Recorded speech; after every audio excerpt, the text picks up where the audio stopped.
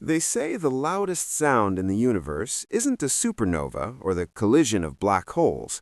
It's the sound of a billion voices falling silent at once. For the Galactic Council, that silence was a victory. They had just finished the count. The species known as humanity, those strange bipedal creatures from the backwaters of the Orion Arm, had been officially designated as Tier 4 property. The High Chancellor, a creature of ancient scales and cold blood named Vrax, didn't even look up from his data slate. To him, Earth was a prize, a planet rich in water and rare isotopes, inhabited by a race that seemed far too polite to be dangerous. For 50 years, humans had been the galaxy's doctors, its janitors, and its accountants. They never argued, they never built warships, they just worked. Chancellor Vrax tapped a button, broadcasting his voice to the human embassy. "Ambassador," he said, his voice dripping with boredom, "your planet is now a protectorate of the Hegemony. Your resources are ours. Your people are ours. You have 24 hours to disable your planetary shields. If you resist, we will turn your oceans into steam." The reply didn't take 24 hours. It took 3 seconds. It wasn't a surrender. It wasn't a plea for mercy. It was a transmission sent on every frequency, from the lowest radio waves to the highest tachyon bursts. It bypassed every firewall in the Council's network.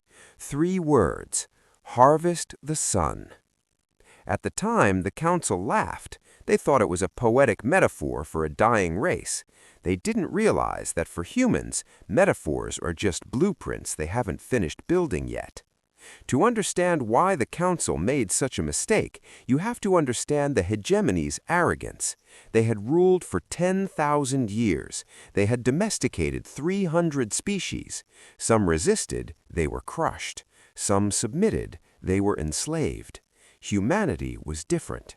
When they arrived on the scene, they were helpful. They built hospitals on war-torn worlds. They traded food for technology. They joined the Council and sat in the back, taking notes and smiling. "They are a race of nurses," Vrax had told his cabinet. "They have no standing army, no dreadnoughts. Their largest ships are cargo haulers. They are ripe for the taking." But as the Council's reclamation fleet dropped out of warp at the edge of the Sol system, Admiral Valen realized the nurses had been hiding something. "Report!" Valen barked as his 12-mile-long flagship entered Jupiter's orbit. "Sir, the sun," the tactical officer whispered. "It's flickering." It wasn't flickering. It was being swallowed. Millions, no billions of hexagonal plates, thinner than a human hair but miles wide, were unfolding around the star. They were locking together like the scales of a god. It was a Dyson swarm. The Council knew about Dyson swarms. Their greatest scientists had calculated that such a project would take 10,000 years of labor and the resources of an entire solar system. "How?" Valen demanded. "They've only been in space for a century." The officer replied, his voice shaking. "Analysis shows some of these plates have been in orbit for 300 years. They started this before they even discovered FTL travel. They've been building their ultimate weapon in the one place we never bothered to look, right in the middle of their own furnace." The Council fleet didn't even have time to charge their weapons.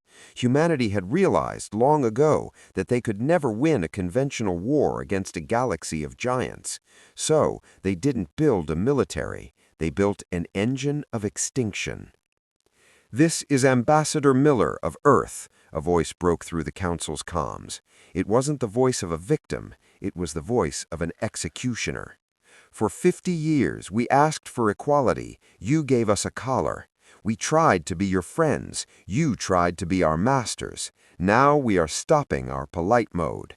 We are harvesting the sun, and we are sending its warmth to you." A beam of pure stellar energy erupted from the sun. It wasn't a laser. It was a spear of fire. It didn't hit the fleet. It didn't need to.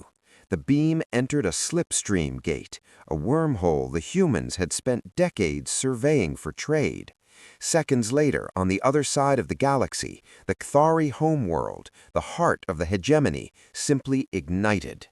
The beam didn't just blow up the planet, it boiled the oceans in seconds. It stripped the atmosphere into space. It turned a paradise into a scorched marble. Then the beam moved. It was a finger of fire, reaching across the stars, touching every world that had voted yes to the enslavement of Earth. One by one, the lights of the Hegemony went out. Back in the council chamber, the atmosphere was no longer cold, it was scorching. The High Chancellor sat on his throne, watching the live feeds of his empire turning to ash. "Stop it!" he screamed into the transmission. "We rescind the vote! You are sovereign! You are masters! Just stop the fire!" Ambassador Miller's face appeared on the giant screen. She looked tired. There was no joy in her eyes, only a grim, terrifying resolve.